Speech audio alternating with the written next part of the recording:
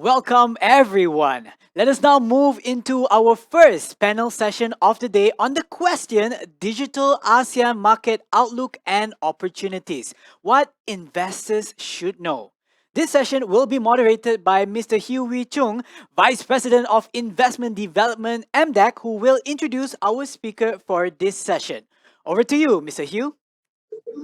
Thank you.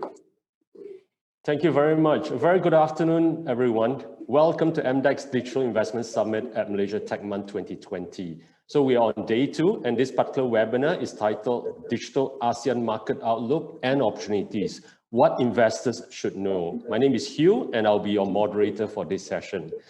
ASEAN is set to become the world's 4th largest economy by 2030, which is just 10 years from now. It is a transition that will be championed by increasingly tech-savvy younger population.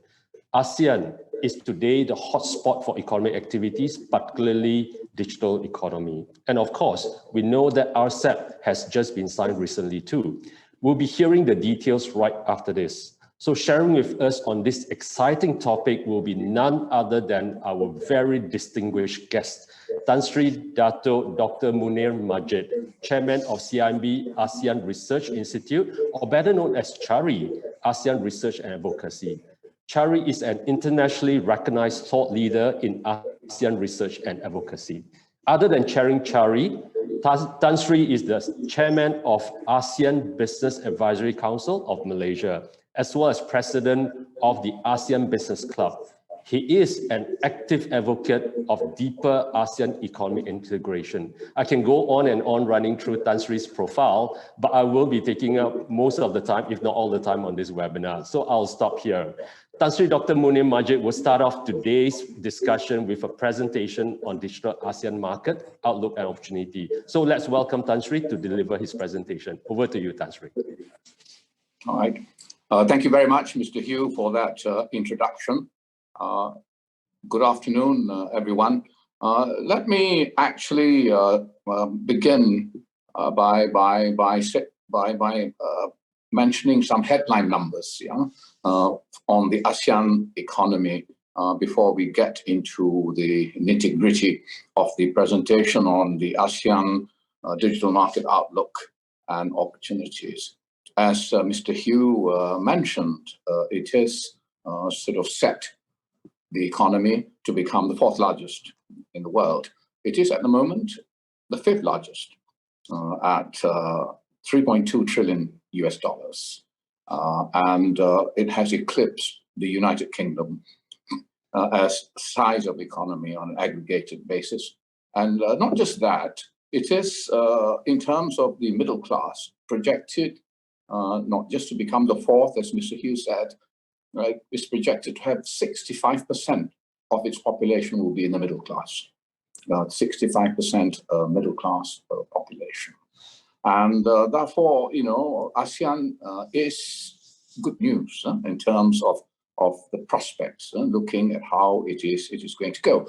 In terms of the record, of course, people, when they look at prospects, they also want to look at, what was your record before you reached this point? So in the last decade, ASEAN has grown up to 2020 at a rate of 5.3% per annum in the last decade. And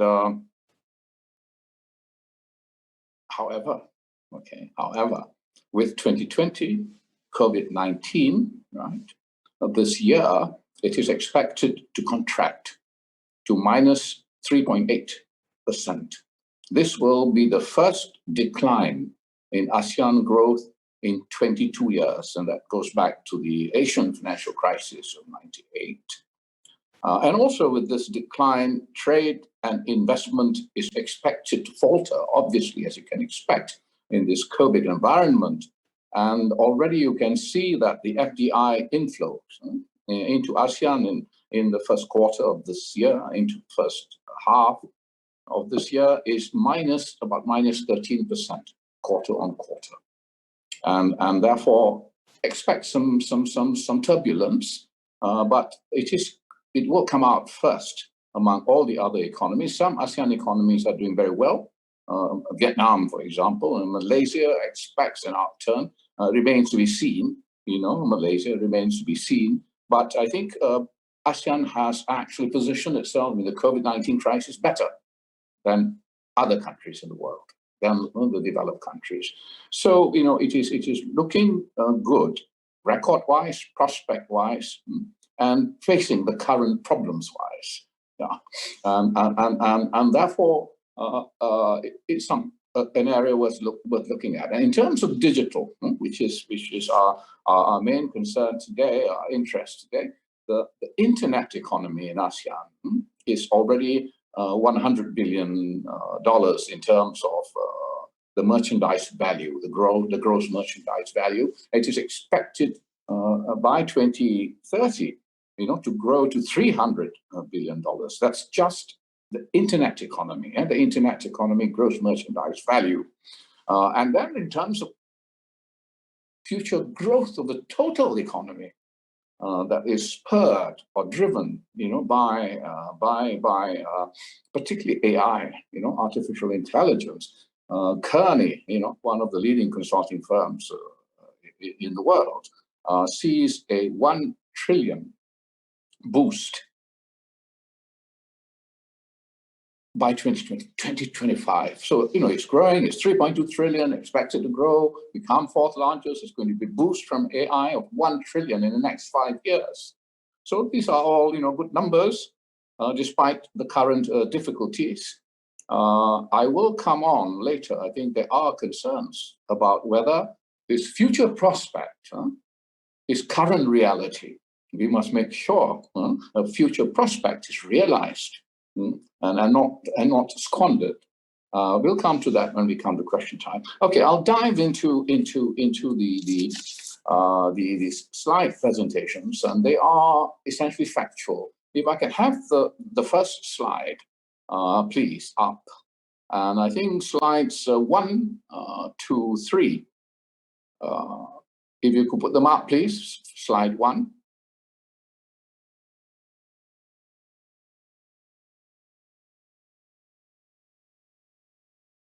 Is there a problem there? I don't see the slide coming up.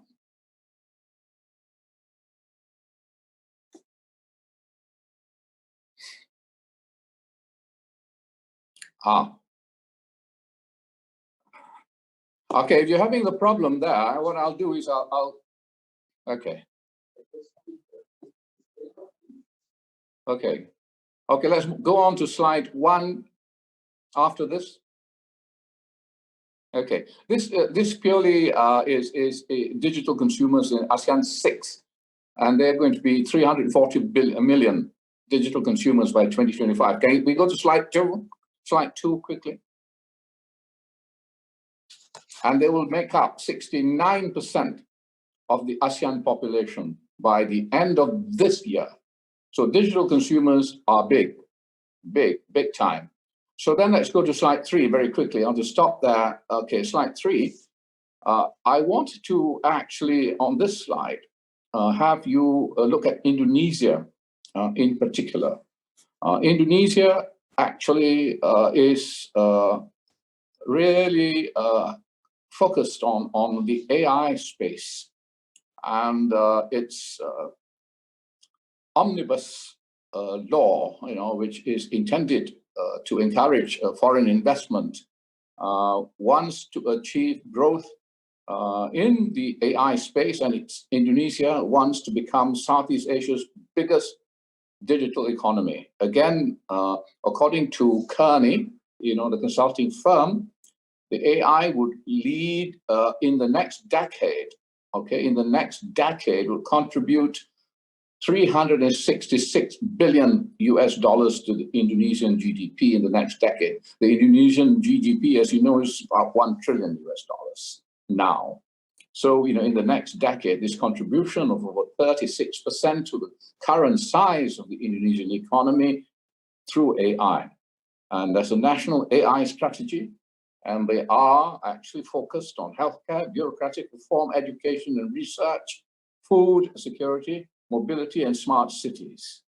And there is talk about having a digital transformation agency to drive these things, because Indonesia is notorious for bureaucracy and so on and so forth. And I know even as Indonesia says it wants to grow on the basis of AI, there will be skeptics out there. You guys talk a lot, but you don't actually implement as effectively. But believe me, if they implemented just 50% of what they talk about, that's going to be big time, big news, and big ticket item on Indonesia. So watch out for Indonesia. If we can go to the next slide, please. And these are slides that I mentioned. The next two slides, slides 4 and 5, essentially talk about the gross merchandise value of the internet economy. I had mentioned it's 100 billion now. I mentioned that it will be 300 billion by 2025. There's a growing online population, as I mentioned, and there is a greater online supply. This is, of course, as everywhere in the world, but more so in ASEAN, accelerated by the digitalization of businesses with COVID-19. And even prior to COVID-19, ASEAN was, as I said, one of the fastest growing regions in the world. Despite all its shortcomings, people still come here because of the regional growth. And there's a supportive ecosystem that's coming up in ASEAN for growth driven by the digital economy. The next slide, please, shows that internet economies in Indonesia, I mentioned Indonesia, and Vietnam expected to grow by double digits in 2020, year on year. Even the Philippines internet economy projected to see the largest growth of 30% between 2020 and 2025. Now we're looking at some big numbers here being driven by the size of internet economy in terms of gross merchandise value and the size of the overall economy driven by enablers, digital enablers. Now the next slides will just reflect on time spent on online because of COVID. It'll become about 4.2 hours per day will be spent on online. And the slide after this, the next slide, will show what's up, what's down in terms of what COVID has done in respect of e-commerce, food delivery, fintech, and some sectors have come down as you would have, yes, you would know, transport and online travel. But other sectors, food delivery, e-commerce, insurance, investment, payment, remittances have gone up. So these are, as one would say, the consequence of COVID-19. Now, the next slide, the ease of doing business in ASEAN.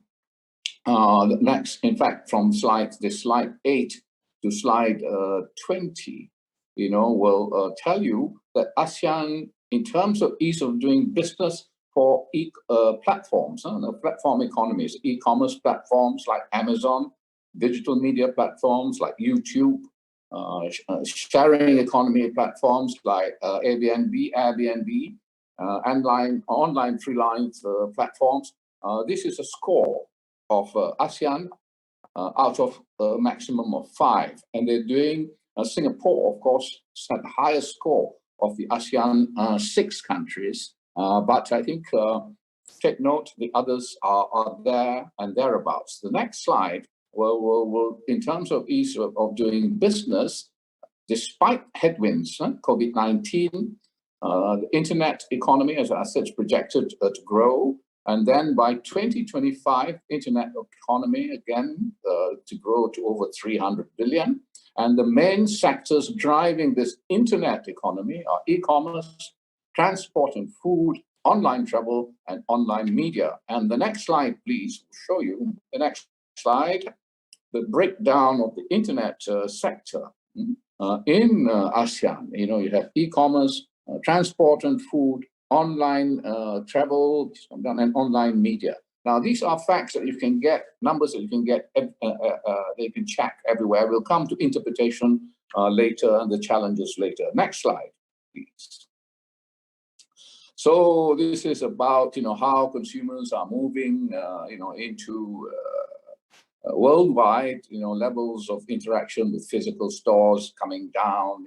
I mean, even Tesco, in terms of market cap in the UK, is now been eclipsed, for example, by Okada, which is a sort of grocery online delivery service. Can we go through the slides? Next one, please. I mean, so this is something that's happening. Okay, go on. Next slide, please. Percentage of consumers prefer to increase usage of digital payments. I mean, there is a real shift towards all sorts of digital enablers and away from the physicals. Next slide, please. And this again, Bain now raised the estimation of total global transaction values conducted digitally by 5 to 10%. In response to the structural changes caused by COVID-19. Let's move on to the next slide, if I may. Now, where are the particular areas of potential investment and growth? So health tech in Southeast Asia, health tech in Southeast Asia is something that is growing. The current health crisis have lowered barriers, injected impetus, and you have a lot of health tech enablers, electronic medical record, remote monitoring, and wellness apps. Can we move on to the next slide? Health tech is a growing sector, and investment in health tech in Southeast Asia in the first quarter of 2020 have been 2020, of course, it dropped, but funding is expected to continue due to the pandemic, particularly in telemedicine. Next slide. Health tech investment in Singapore is among the top 6 countries in Asia Pacific. Received US 41 million. Doctor Anywhere in Singapore is doing well, and funding is expected to continue because of the pandemic challenges. May I move to the next slide? Now, the other area is EdTech. Here, I would like to mention in particular the fact that in Malaysia itself, you have this company, BAC, Brickfields Asia Education Group, which has been growing because of the need for online teaching, online involvement. And so we have school students, tertiary students, corporate trainees, and lifelong learners. And indeed, like BAC is also providing free some upskilling and reskilling. I'm not saying this just because I know the guy the entrepreneur behind BAC, but I know he's done a lot of work to help out on those being left behind as a result of the need for training and the greater use of skilling facilities. If we move further into the next slide on EdTech, you see investment tripled in 2019, and in spite of the pandemic, funding in EdTech in Southeast Asia in the first half of 2020 equals to the amount of the first half of 2019. And one of the things that's going against the trend, against the grain, so to speak, despite all the problems of COVID-19, the solution that is provided by EdTech is something that is being looked at most favorably by investors and, of course, by entrepreneurs leading the charge. And so you have some companies that are coming up in Southeast Asia. Next slide. And a significant amount of online learning platforms, and they cover the whole range from preschool right up to advanced learning. Ruang Guru, in Indonesia is doing well. Actually, Indonesia, has got some good companies, not just in EdTech, but also in other areas. I mean, you all are aware of the Gojek, but there's also Tokopedia, Bukalapak. There are unicorns now in Indonesia, about 5 of them. Malaysia, we had Grab, but it was grabbed by Singapore because Singapore could raise more funds better. But coming back to EdTech, because of online content, schools closures, the following EdTech solutions saw heavy adoption of online content, practice, test, questions, repository, and video conferencing. Let's move to the next slide. EdTech is a growing area. Now, before we come to Malaysia, I'd like to take you through some of the areas that, on a more general basis, that would be areas of investment interest. The first, of course, is 5G. Okay, investment in 5G, because 5G transforms remote work, what we're doing nowadays, and it delivers internet speed about 50 times 4G. And in the ASEAN context, ASEAN needs about 11 to 18 billion investment in 5G to roll it out and to reach a target of 200 million people by 2025. So 5G transformation, 5G investment is something more generally that is needed in ASEAN. And you can link up with whatever country, whatever economy, whatever functionality with 5G speeds to improve efficiency and productivity. That's one general area you might want to look at. Now, cybersecurity, this is another area, a kind of a minus area, if you like, but it is an opportunity for business because of phishing and scams and fraud, which actually account for 59% of ASEAN cybersecurity sort of incidents. And there's malware and ransomware, that's 36%. And so, and malicious domains, about 22%. Now, fake news is talked about a lot, but it's 14%. But I think these securities are very important because of more online shopping and payment in cash is gone, and there's a usage of online payments. And so there has been a work that looked at hypothetical global ransomware attack. It could cost ASEAN to lose up to 19 billion in a particular situation due to cost of incident response, backup, loss of productivity, even ransom payments. So anyway, the whole general area of cybersecurity, some investments that need to be made to protect data and of course to protect purchases and sales. I had mentioned AgTech as a general area. I had mentioned some names earlier on, and we know that 90% of global student population were affected by school closures, and there are some companies in Indonesia. I mentioned Ruang Guru, but there are also others.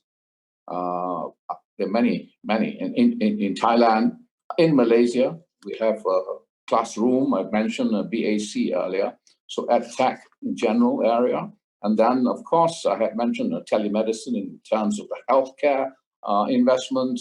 Alo Doctor has 30 million active users since March 2020. And Malaysia Health Matrix, which is a cloud-based employee medical benefits solution. Naluri, health psychologists, remedies, aggregated patient. So they are, healthcare is very specific and growing. And fintech, we mentioned it in passing, but digital payments and wallets leading the way in Malaysia.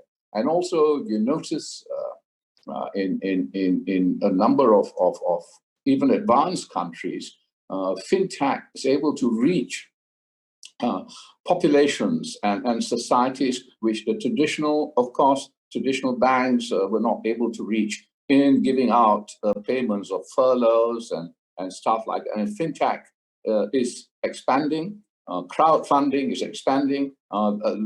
There are many companies, I've done many seminars and webinars of fintechs for the region and for Malaysia, and there are many startups which are growing. We have had a look at e-commerce, and the retail growth, and retail growth, e-commerce. Malaysia and the Philippines are the top 10 globally. And of course, one area not mentioned, which I come back to later on at the end, is green tech. Green tech.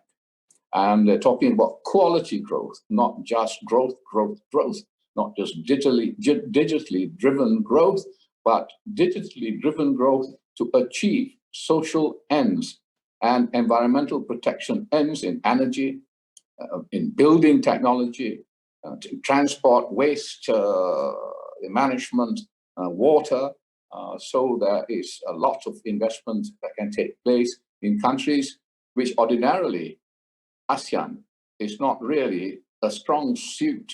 Its economies are not a strong suit in terms of green technology, and not a strong suit in terms of responsible business practices. They say they want to do it. One has to push and find where and how it can be done. And there are opportunities too in green tech. Okay, now I'll come back to the slides very quickly about Malaysia. I mentioned Malaysia in passing. I'd like to, of course, recognize MDEC as the heart, which wants to establish Malaysia as the heart of digital ASEAN.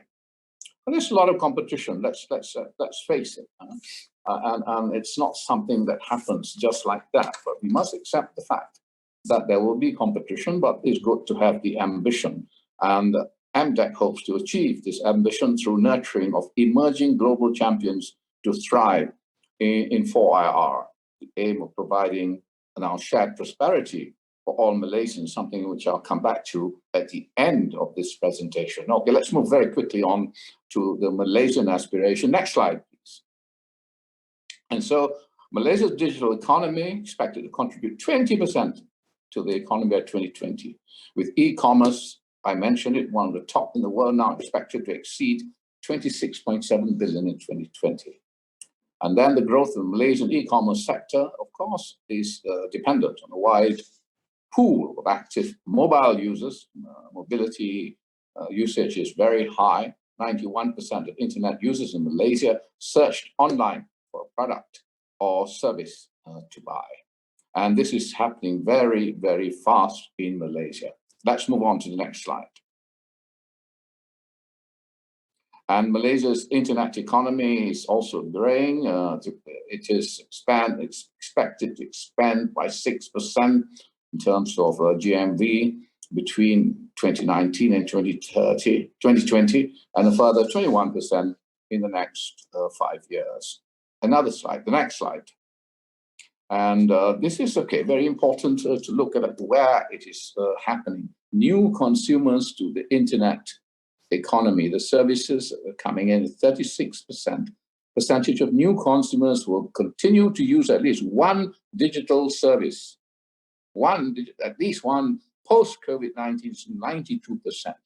And of course, we notice this now, the average hours spent online as a result of COVID-19 and will be the case subsequent to COVID-19. Okay, next slide. Now, e-commerce saw the largest growth year on year, and take note of this. Take note of the sectors: e-commerce, transport and food, even online media, and of course, online travel with a vaccine. Which is expected to be available from the first quarter of 2021 in many parts of ASEAN. There will be questions about how it's going to be distributed, and there's not sufficient planning, and they're still doing it on a country-by-country basis, but it will be available at a price with different effectiveness. But with that, there'll be trouble. I mean, Qantas has just said, for example, they will not allow anyone to get onto the plane who has not been vaccinated. But travel will come back. Okay, let's go to the next slide. And Malaysian startups, we mentioned the health metrics earlier. There's also Naluri and pop meals. This Naluri is interesting. It's a psychotherapy app that was announced in March 2020. And it's moving slowly, but it's an interesting area. As people get richer, they have lots of psychological problems as well. And food delivery, of course, dah makan and so on, but that's been happening. Okay, let's move on to the next slide, because we're running out of time. Now, I want to spend a bit of time here because there are people rightly concerned, about ASEAN, whether it will realize its potential, and ASEAN, how fast it's going to come out of its COVID-19 crisis. We put together this report, which contains 225 actionable steps. Okay, actionable steps for ASEAN to take in terms of protection of its populace, in terms of reopening of the economy, and in terms of recovery, moving up. And this is a very detailed, the most detailed document that has been put together. It's available on the CARI website, and you will see in it how the difference is between business and bureaucrats, and how they respond, to a crisis. There is actually what is called the ASEAN Comprehensive Recovery Network framework that was adopted by the ASEAN leaders 2 weekends ago. And this framework is interesting, but it's an economic framework, okay? And it covers, various strategic objectives like enhancing the health system, strategic human security issues, maximizing economic integration and inclusive digital transformation, more sustainable, resilient future, talking about, the green tech things and so on, but there's no actual steps to take to achieve this, to fill up, there's no flesh and blood to fill up this structure. The pathway actually has got flesh and blood to fill up that structure. And we believe that if the pathway actionable business steps are taken to fill up that structure, ASEAN will come out of COVID-19 economic crisis better. And I think in our proposal, in fact, 32 proposals, proposal 192 to 225 are all digital proposals, digital proposals. And items like item 217, 218 in our proposals are an aggregation of digital proposals with achievement of sustainable development goals and making people benefit from the digital revolution and be able to see and appreciate what is sustainable development. Just you take healthcare, for example. Healthy people is part of sustainable development. And we say we make it to the ground, share development, show sustainable development with people on the ground so that they understand it. We also think ASEAN does not make decisions fast enough. Nobody will argue with that, right? There are lots of meetings. They make lots of decisions very late. I'll give you an example. For example, in 2005, we introduced the ASEAN Single Window Project. That was in 2005. Only this year was the project realized, and that too, only one element of it, which is the transmission of this certificate of origin called Form D between ASEAN member states in their trade, but has not introduced fully automated customs clearance procedures or fully electronic payment system for duties, for taxes, and so on. So, it must move faster, decisions must be made faster. Therefore, especially come out of COVID-19, you can't meet twice a year, ASEAN meetings, and try to make a difference. And so we say ASEAN should set up a high-level special commission, like an EXCO of the ASEAN leaders. They must meet once a month. We're coming up against a lot of resistance from the ASEAN officialdom to this, but I'm not giving up yet. But there are two things, therefore, I want to inject from Pathway 225 are the substantive actionable step that should be taken, the substance, and of course, the decision-making process that must be made. So Pathway is a very important document. Have a look at it. I think as members of the private sector, we should push officialdom to respond and to respond not just to our report, but to respond to COVID-19 more effectively. The other slide, of course, if we move on, and we're coming to the end, of course, RCEP is a shot in the arm, and the headline numbers again that you see up there, in the slide are huge, 30% of this, 30% of that, and size of GDP, largest trade agreement in the world, largest trading bloc in the world, no doubt about it. RCEP is a shot in the arm. I've been looking at the fine print, though, of the RCEP agreement. It is, in the 20 chapters, there are, as the ASEAN trade negotiator said about this RCEP agreement, it is a simultaneous start, but differentiated timetables.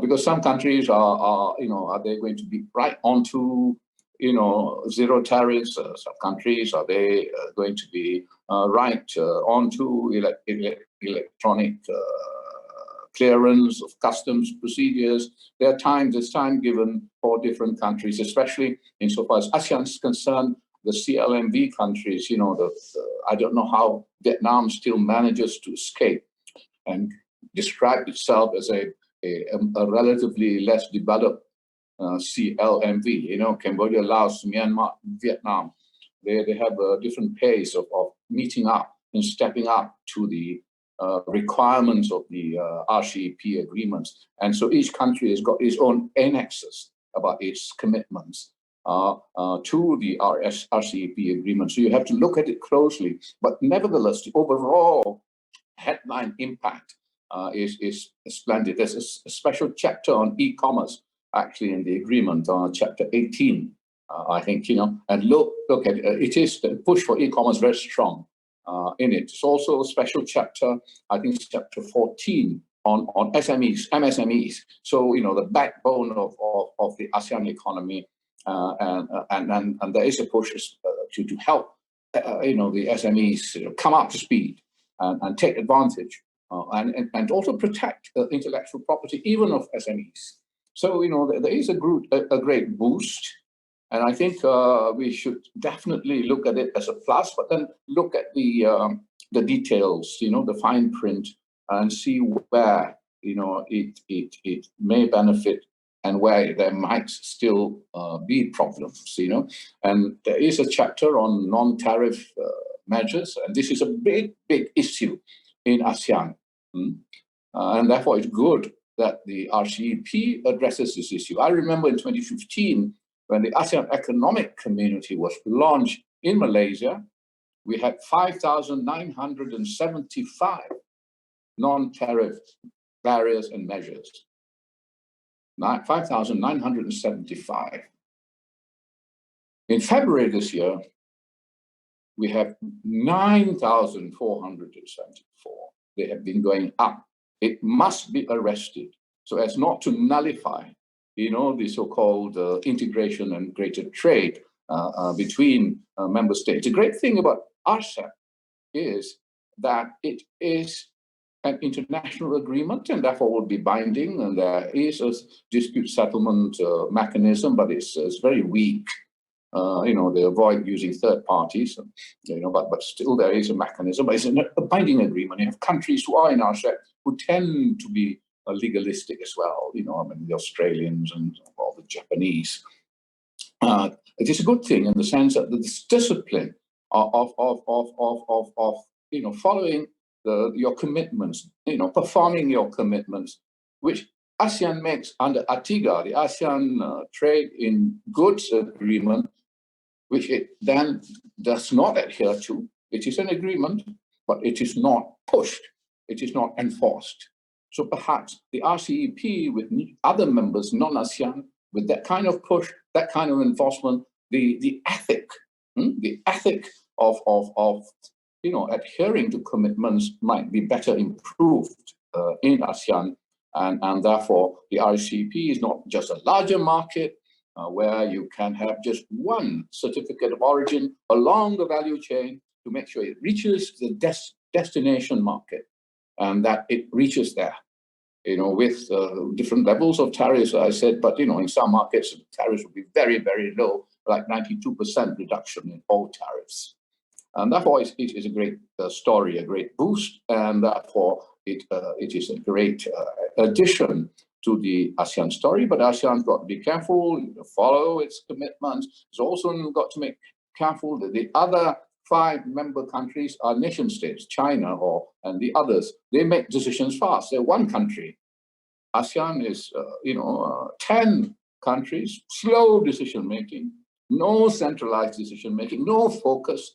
Now there is a risk that ASEAN might fray, that you might lose steam in its integration process as it gets into RCEP. There's something to think about. There are details of, as I said, the fine print, and of what's going to be the macro consequences of RCEP, which is big, but there are also certain risks to ASEAN if it does not up its game in terms of understanding commitment to binding agreements, and also in terms of working together in making decisions. And finally, next slide, the final slide, we must make sure, even as we use all these enablers, are sort of so excited by so much that's happening, the growth numbers and becoming the 4th largest in the world, we must have quality growth. Otherwise, we will come to a situation in ASEAN where the polarization between those who are left behind and those who have made lots of money is going to be so great that we've seen in America,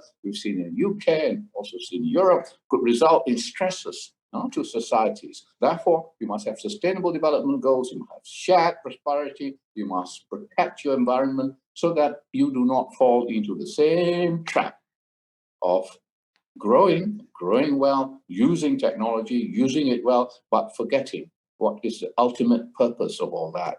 This is to bring benefit to people. Okay, thank you. I think I've gone about 10 minutes over my time, Hugh, but let's take the questions then. Sure. Thank you, Tan Sri. Thank you so much for the very insightful presentation on the opportunities in ASEAN, particularly in digital economy. You mentioned about the focus in the area of health tech, ed tech, even fintech, plus even e-commerce, where you mentioned Malaysia and Philippines ranked as one of the top in the world with regards to e-commerce.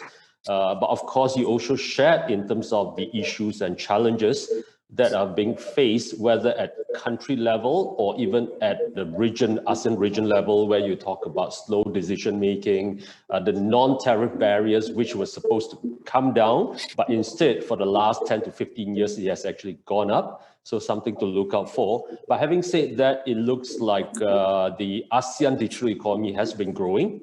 Question from the participant is, do you think the digital economy is growing fast enough, as well as based on some of the challenges that you have seen, you have mentioned, what are the measures that investors should take to tap into these opportunities that ASEAN present? I would say, Hugh, I mean, I would go for measures that for sectors that where the need is greatest. For, the need, it could be 5G need, all right? It could be very big 5G, need for investment to be made, introduce 5G, and then, provide the bandwidth, and then you are the, service provider. That's big time, big ticket. I mean, Huawei's and of the world are, interested in that kind of thing, but there are also the Ericssons of the world and so on, who would be interested. And then, of course, there are the particular sectors. As you said, I mentioned, I think healthcare will grow. Telemedicine will grow. And I think Doctor on Call, we mentioned that company, the platform will grow. You can penetrate the stratosphere. You can, space across borders better with digital reach than you can with physical reach. And therefore, the barriers not just of travel, but of goods, moving through. But I think where the need is greatest, education and health. Education and health will be one area to concentrate and look at the niches you want to go. But then there's a need is greatest at the national level in terms of environmental needs, right? Water, sanitation, transportation, the use of AI. I'm involved in one particular company, okay? Which has got a fantastic, what we call the sequence calculus of AI programs, solutions. We have like some 70 programs in the use of AI as a solution to apply application in finance, financial, fintech, in retail, e-commerce, and in health, insurance.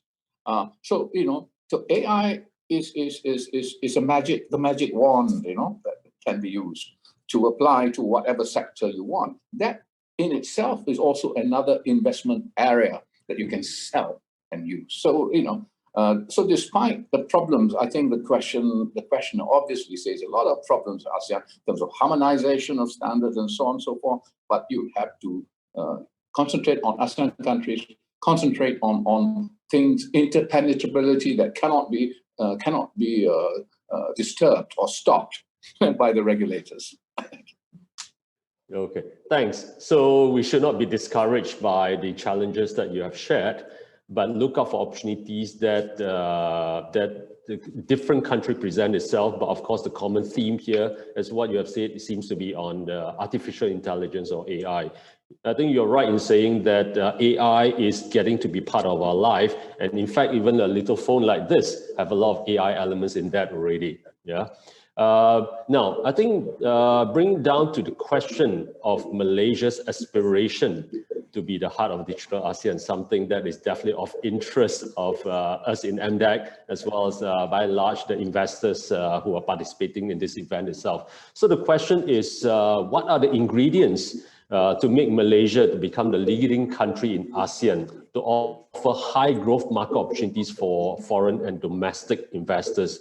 And of course, for Malaysia to brand itself to be the location for investment, whether it's tech startups or otherwise, what would your recommendations be? I'm literally reading verbatim questions that are being posed to you.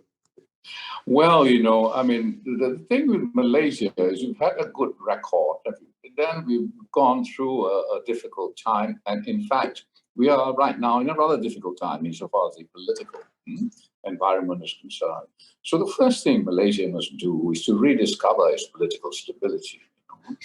I mean, that has been damaged and continues to be damaged and continues to drag Malaysia down. And that was the factor that distinguished Malaysia in the past. And that when you lose what you had like that, you have to make sure you recover it and move fast. Okay, that's one. Okay, what we have to do. The second thing in Malaysia is we talk about digitalization and so on, but we must make sure we have what I call e-fit people in the education system.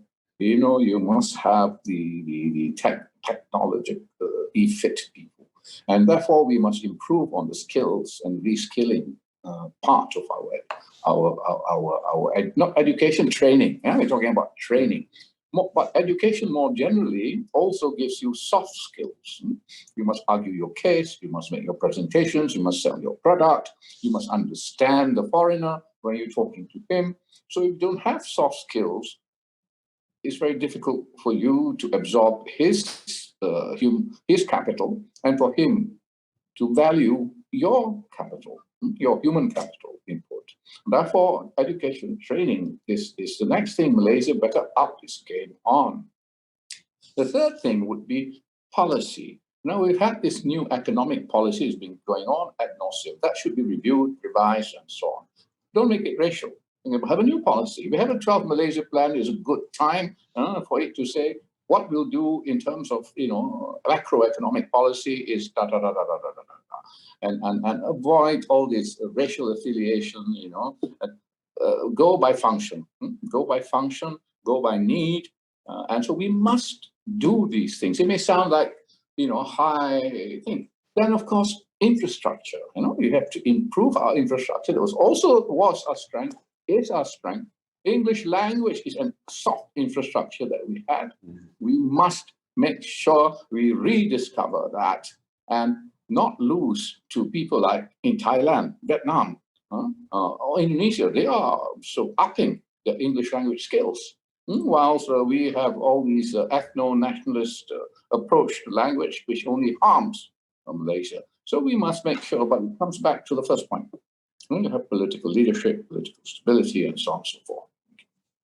Okay. Thanks, Tan Sri. So you mentioned about 3 key points, if I may summarize that. First of all, you mentioned about political stability, which Malaysia used to have, but probably not right now. Second is the talent. And talent, we are not talking about technical skills. We are referring to soft skills and the language skills as well, particularly English, which is still the international language for business in this sense. And the third one is government policies. That you mentioned a few examples in terms of top policies that government should be reviewing, especially with RMK 12 coming into the picture. This may be a good platform opportunity to review implementing policies. Yeah, thanks for that. There seems to be one interesting question that is partly referring to CARI. So I think the participants are taking a very interest in what CARI does. So the question says, how is CARI helping the next upcoming entrepreneur in the midst of this pandemic? If it's something that's relevant to what CARI is doing. No, CARI does ASEAN research and advocacy, okay? It's a thought leader. And our main focus is to ensure that the ASEAN economic community, the integration needs of the ASEAN economic community are fulfilled. That policy statements are fulfilled, and we fight like hell. We join hands with the ASEAN Business Advisory Council. I'm fortunate because I'm chairman of the ASEAN Business Advisory Council of Malaysia. We join hands with the big companies, companies like the Ayala Group, in the Philippines, or even the small companies like Investry in Indonesia, which was we join hands to make sure we address some of the problems that they face, in their sectors, right? But we publish a whole series from 2013 to 2014 called Lift the Barriers Reports. So we are free marketers, we are free traders, we are rules-based driven, and we do strong research, policy research, and we conduct strong advocacy to achieve the policy objectives that we wish to see happen in ASEAN as an economic unit. Okay. Thanks, Tan Sri. I think touching on the ASEAN, that's where CARI is focusing on. There is a question that there's a lot of intergovernmental issues that require consensus. how do you think Malaysia can drive this resolution to become the ASEAN digital hub as what we aspire to be? Again, I think Malaysia has taken its eye off the ball a bit in ASEAN because of its domestic political problems, right? And so that leadership that needs to be provided in ASEAN is missing. This year, in the year of COVID-19, the Prime Minister said ASEAN just talks, privately, just talks, doesn't do anything. Okay, fine. Malaysia must also just not talk and not do anything, So we must take the lead. Now, Singapore is the country best place in ASEAN because it is very united, it's coordinated. In government, business, very coordinated. And they see a chance, they move fast, they get it. So, they're very good in logistics, they call it smart city development. That is essentially the benefit to Singapore when they start something out in Hanoi, just supposed to be the distribution center for goods going into southern China and coming out of southern China. They do it in Hanoi, Haiphong, really, north of Hanoi. Of course, then when it comes out for redistribution, the logistical benefit goes largely to Singapore because of its entrepôt situation. So they are very good, but they don't take the lead politically into governmental issues. They don't see what other business opportunities. And this is what our government should also do. But we don't also talk enough to Indonesia. Indonesia is the largest economy, and nobody does anything without Indonesia being on site in ASEAN. Now, we should, talk a lot more to Indonesia.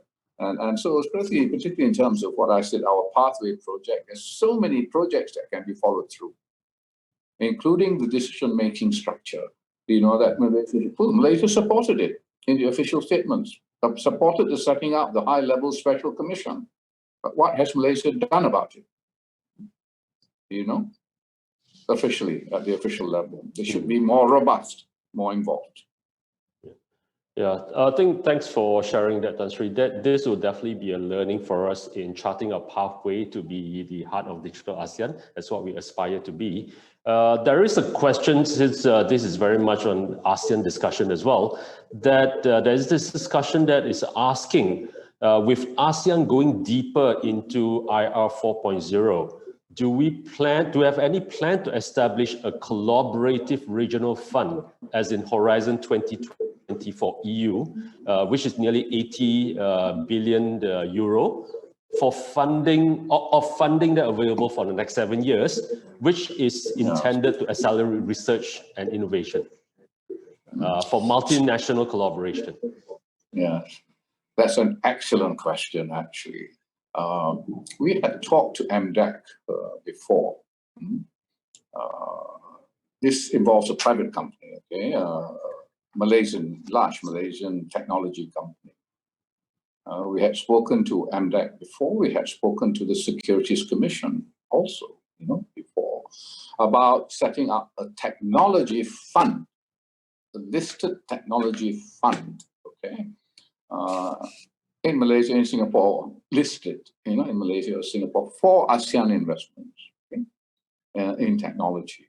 Of course, there is not enough. I think with RCEP, I suspect, I have this notion that BRI projects, let's just take technology-driven BRI projects or energy-driven, can be listed on a stock exchange.